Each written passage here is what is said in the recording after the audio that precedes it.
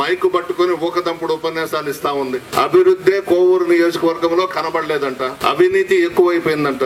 ఈమె ఎవరు అసలు, ఎక్కడి నుంచి వచ్చింది, ఈమె చరిత్ర ఏంది నెల్లూరు జిల్లా ప్రజలందరికీ తెలుసు. ఏదేదో మాట్లాడుతా ఉంది. ఆమె వ్యాపారాలు చేసి బ్రహ్మాండంగా సంపాదించిందంట. ఒకటే అడుగుతున్నా, ఎలక్షన్ అఫిడవిట్ లో 76 కోట్లు పెట్టావు నీ పేరు మీద. ఎన్ని చీరలు అమ్మితే 76 కోట్లు వస్తుంది? ఎక్కడి నుంచి వచ్చిందా 76 కోట్లు? చెప్పమ్మా, చెప్పు ప్రశాంత్ రెడ్డి. ఒక్క 76 కోట్లు చీరలు అమ్మితేనే వస్తే అందరం కూడా చీరల వ్యాపారమే పెట్టుకుంటాం కదా. ఏదో కథలు చెప్తా ఉంది, స్టోరీలు చెప్తా ఉంది. మంచినీటి సమస్య ఉందంట నియోజకవర్గంలో. ఒక్క రోజు రాత్రికి రాత్రి మంచినీళ్ళు ఇచ్చేస్తుందంట. అది ఎట్లా ఇస్తారయ్యా? నైట్ కి నైటే మంచినీళ్ళు ఇచ్చేస్తుందంట.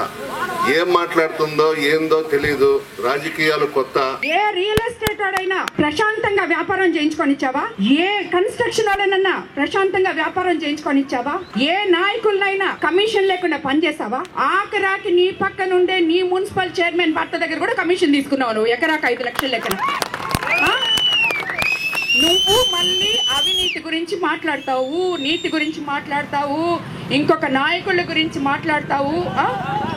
ఏది మాట్లాడడానికి నేను అడిగే ఈ అవినీతిమయమైన కోవూరు నియోజకవర్గాన్ని గురించి నేను అడిగే ప్రశ్నలకి సమాధానం చెప్పలేక చెత్త మాటలు మాట్లాడుతూ చీప్ పాలిటిక్స్ ప్లే చేస్తున్నావు. ఇదంతా ప్రజలు చూస్తున్నారు. నువ్వే చెప్తున్నావు కదా, కోవూరు ప్రజలు చైతన్యవంతులు అని చెప్తున్నావు. చైతన్యవంతులు కాబట్టే నీకు రేపు మే 13వ తేదీ 1,00,000 మెజారిటీతో నేను గెలవబోతున్నాను. వాళ్ళు నీకు సీట్ ఇవ్వబోతున్నారు. నువ్వు ఈ 5 సంవత్సరాల్లో ఎంత గ్రావెల్ తిన్నావో, ఎంత ఇసుక తిన్నావో, ఎన్ని మాఫియాలు చేసావో, ఎంత మంది మీద ప్రతి గ్రామంలో తెలుగుదేశం పార్టీ వాళ్ళు ఉంటే ఎస్సీ ఎస్టీ అల్ట్రాసైడ్ కేసులు ఎన్ని పెట్టావో, ప్రతి ఒక్కరు ప్రతి వీధిలో నీ నుంచి బాధలు అనుభవించున్నారు.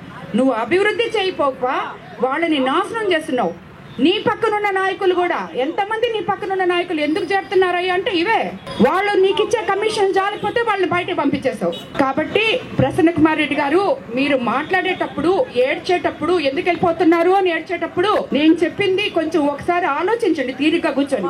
ఎందుకు వెళ్ళిపోతున్నారు నాయకులు అంటే, నీ అన్యాయమైన నీ నీచమైన పనులు వాళ్ళు చూడలేక ఇప్పుడు దాకా వాళ్ళు దారి లేక నీ దగ్గర ఉన్నారు. ఇప్పుడు వాళ్ళకి సరైన నీతి నిజాయితీ గల నాయకులను కనిపించాం కాబట్టి నా వెనక వస్తున్నావు. అది సరేనా? నువ్వు ఏడవబాకు, ప్రతి మీటింగ్ లో ఏడవబాకు, వెళ్ళిపోతున్నారు అని చెప్పి. అది నీకు కరెక్ట్ కాదు. నీకది సూట్ కూడా కాదు. అందరికీ తెలుసు నువ్వు ఎంతమంది దగ్గర పోయి కాళ్ళు పట్టుకొని దొంగ ఏడుపులు ఏడుస్తున్నావు.